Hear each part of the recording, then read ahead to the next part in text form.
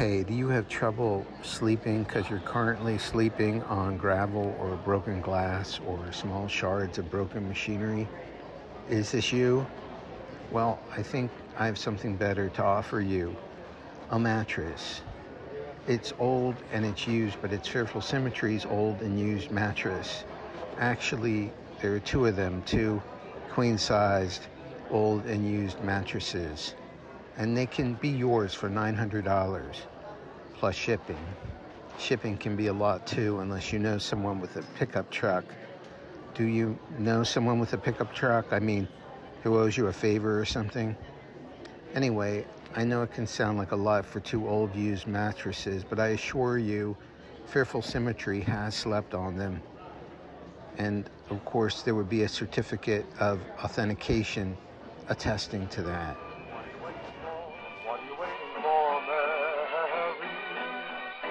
What are you thinking about? Who are you thinking about, Mary? The bees are buzzing, they're buzzing right in my ear. As they keep on asking, hey, what's the big idea? Think of the moon above, doesn't it speak?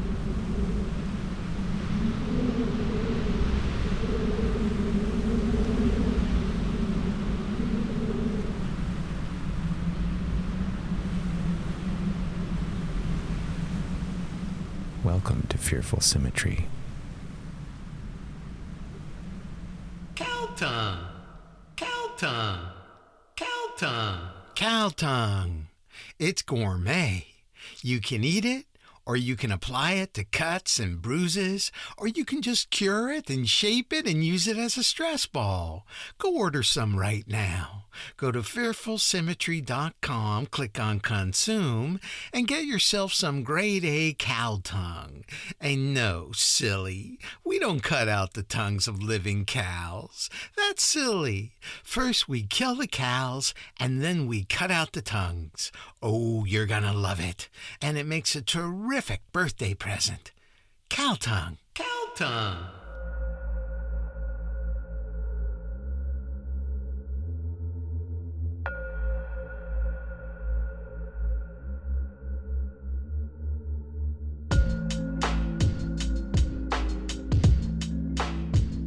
They were clearly impressed by my resume, my fortitude, and my keen eye for detail. But before I agreed to take the job, I had certain demands.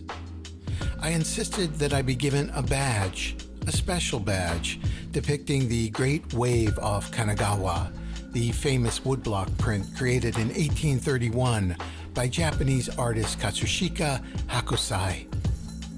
I stipulated that the orange color of the boats depicted in the print must be reproduced by thread made of real gold, and that the ocean foam also depicted in the print must be perfectly shaped and woven by the small hands of children from Southeast Asia. I then directed that this badge, which I would wear every day on the job, be mine and only mine, and that others would not be permitted to wear such a badge. I demanded too that I be given a pair of work shoes made from the finest cordovan leather, and that the laces for these shoes had to be woven from the leaves of raffia palm trees found in central Madagascar. And finally, I required that I be given a reliable watch, specifically an Omega Speedmaster 57 coaxial master chronometer, a timepiece so accurate that astronauts carried it on 6 lunar missions. I delivered these simple demands with a pleasant but determined demeanor, so that those conducting the job interview understood that my requests were non-negotiable and fixed in stone. Their response was respectful and supportive, though I detected some initial hesitation. I believe they said no applicant for a position in our cafeteria has ever made such requests. This comment clearly reflected the strong impact I had made on them. I believe they wished to hire me then and there, for I could see that they were concerned I might leave and take a position with a rival establishment. It was my understanding, however, that company protocol prohibited them from hiring a candidate on the spot. So at the end of our interview, they merely informed me that I would be notified about the job as soon as humanly possible. Each member of the hiring committee then proceeded to shake my hand with great vigor and affection. One of them even felt compelled to kiss me on the lips, while another asked if I might autograph their inner thigh. As I was leaving the room, I noticed an old man in the corner, a tear rolling down his cheek, mouthing the words, "God bless you, my son."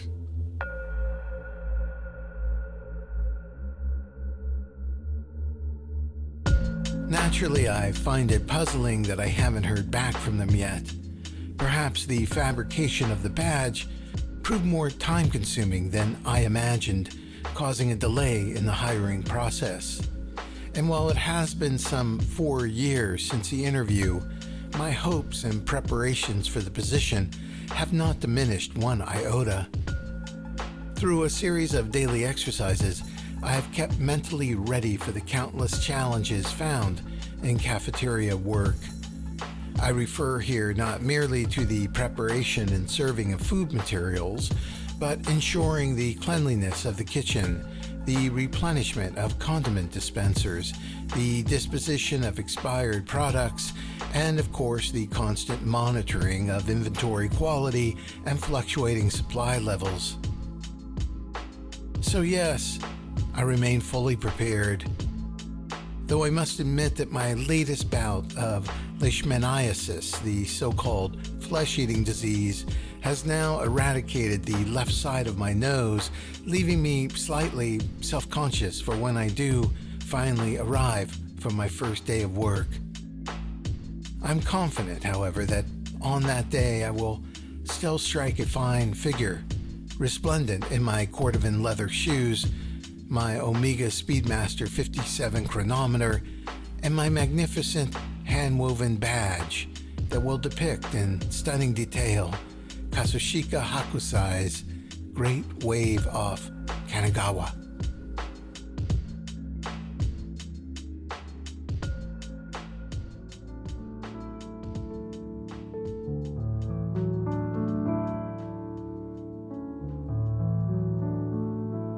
In this troubling world,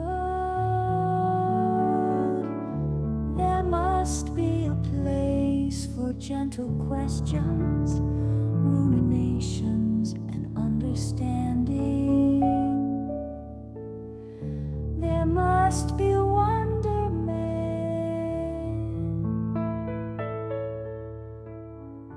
There must be wonderment.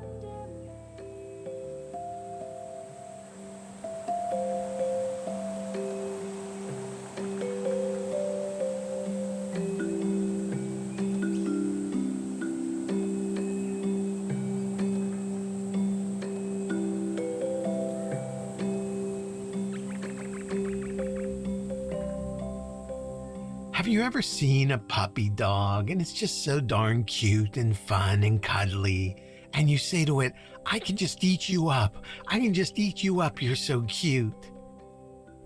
And then you start imagining what a grilled puppy might taste like, sauteed in garlic and ginger, and then the puppy sees you thinking all that and sort of backs away a little.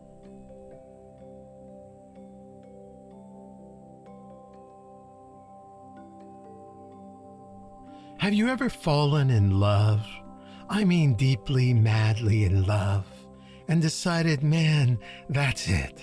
I'm going to marry this divine creature.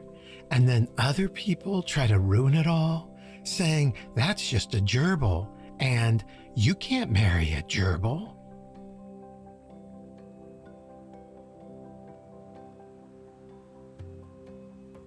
They say time flies. But have you ever seen a photograph of time flying? Me neither.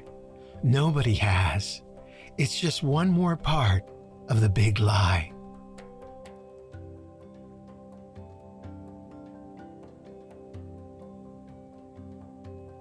Have you ever kissed a tree and said, "I love you, tree"? But the tree didn't say anything back to you. So you just went out and bought a really big, sharp saw.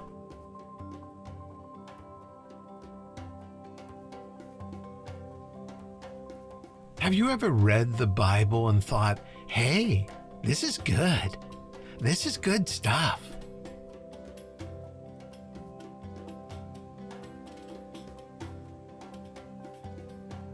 Have you ever had a toothbrush that you liked so much that you would sleep with it? And really form an emotional connection? But then you secretly started using other toothbrushes just for the thrill of it? And 'cause you're a bad boy.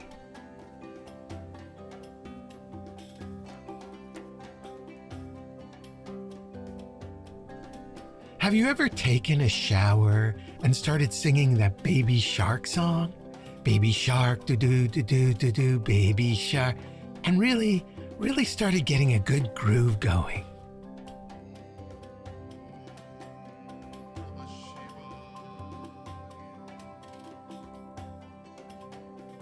Have you ever taken a whiff from a bottle of perfume and thought, "What a lovely fragrance," and then realized it was actually a urine specimen that you left out on your desk? But then you dabbed a little bit on your neck anyway because it just smelled so darn good.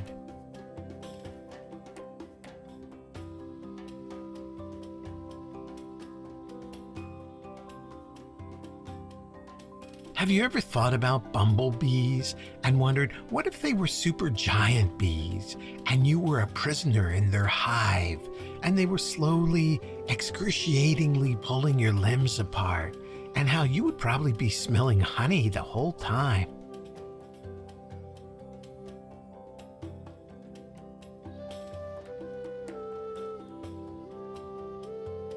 Have you ever tried to see how long you could hold your breath underwater and then realize that nobody cares how long you can hold your breath underwater or out of water? Nobody cares at all.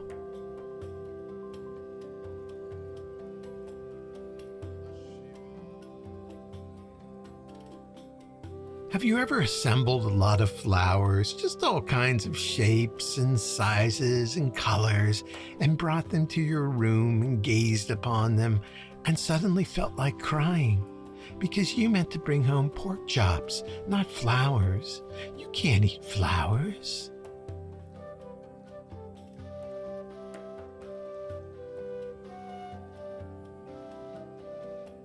Those who forget their history are doomed to repeat it, and those who remember their history are doomed to repeat it.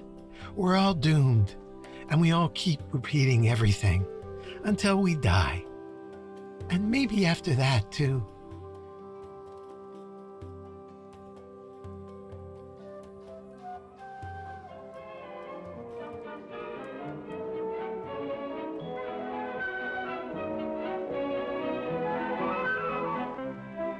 Here is a world of communication, tailored for your needs of today and tomorrow, bringing together all people in a new era of understanding. Imagine, if you can, an electronic brain operating at millionth of a second speeds. I say brain because the new electronic central office will almost think for itself. It will not only carry out instructions you dial into it, it will also remember instructions you provided earlier. These memory features will offer many convenient services I'm sure you'll be delighted with. To see how it works, please watch the screen.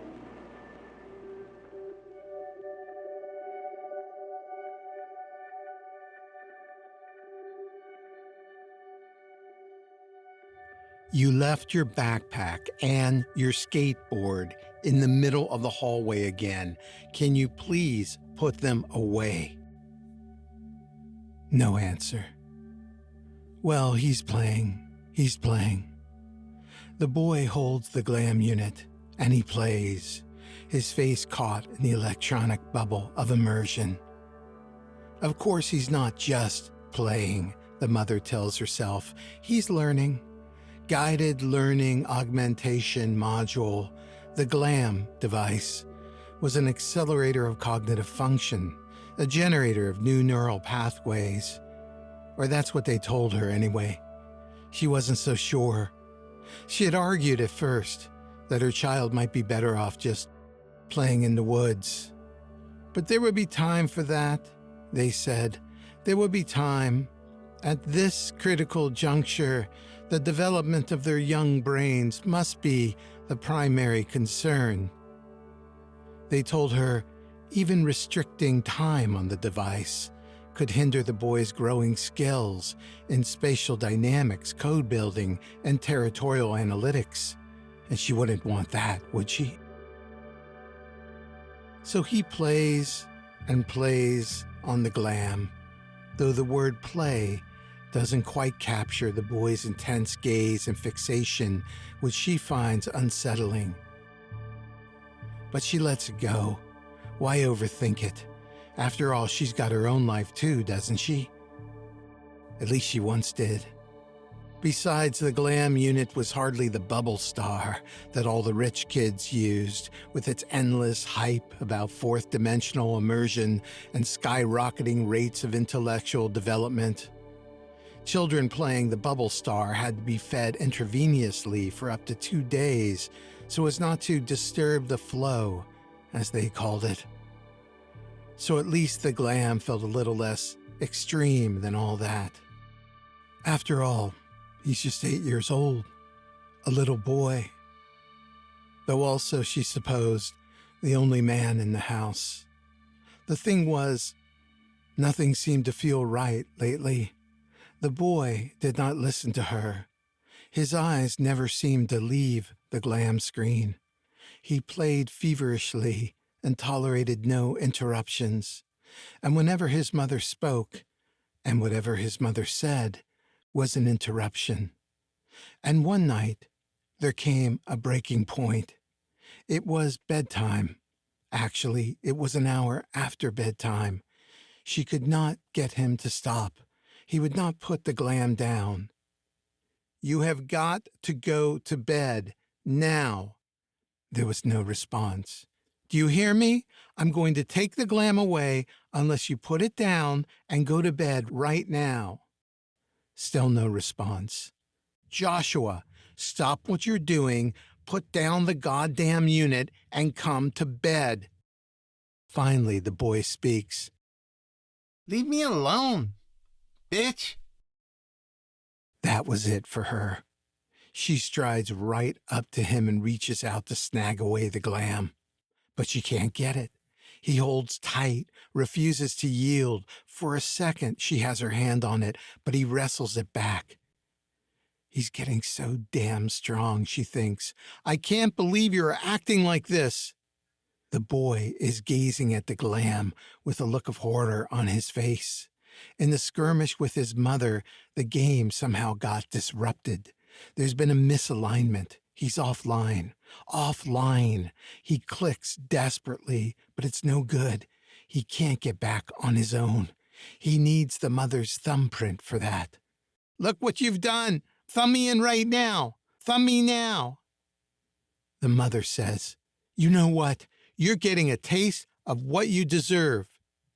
For a moment, the boy looks at her with unbridled contempt, and suddenly he springs up and grabs her hand hard. He finds her thumb and roughly pulls it toward the Glam screen. She resists. They fight for control, scream at each other. It feels to her as if they are two animals struggling to survive. She shifts her full body weight against the boy and with brute force pulls away both her arm and the Glam unit. She stands, shaking in disbelief. She points a finger at him and says, "You are in real trouble this time." He cries, "You always ruin everything, you stupid cow! Turn the Glam back on and give it back to me now!" She holds the device up and says, "You take a good look, because you are never touching this again." She rushes out the room into the hallway. He screams, "That's mine! Give it back now! Now!" And that is when the boy hears a weird cry and a crash, and then a deep thud, followed by silence.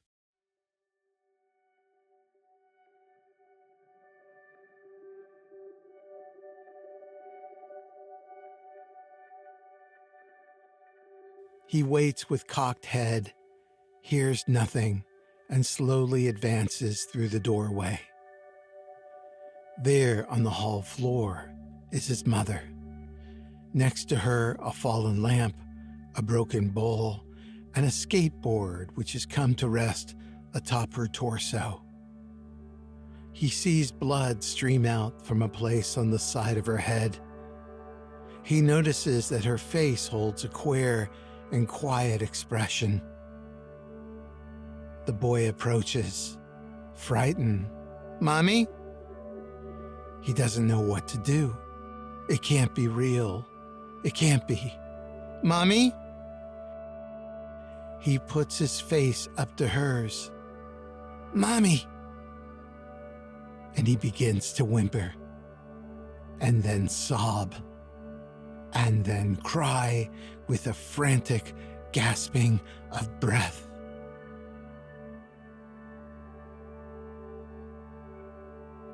And then his breathing slows. A sense of calm spreads over him, for he has seen it on the floor, just a foot or two away. The Glam. He goes over and he picks it up. And then he lowers his body onto the floor next to the body of his mother. He reaches over and tenderly takes hold of her right thumb, which he gently brings up to the portable electronic screen. There, it worked. His game is back online. Within seconds, the boy falls into a state of deep reverie. A place true and safe and familiar.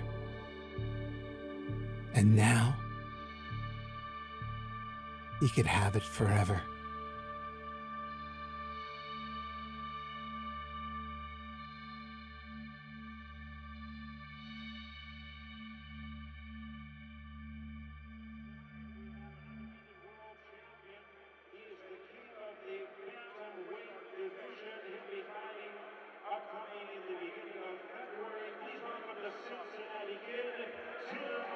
Go to bed, go to sleep. Shut your mouth now, not a peep. Hit the hay now, say goodnight. You don't want to start a fight. Go to bed. Shut your eyes. No more laughter, no more lies. Stay in bed now, don't you cry. There's no reason to ask why.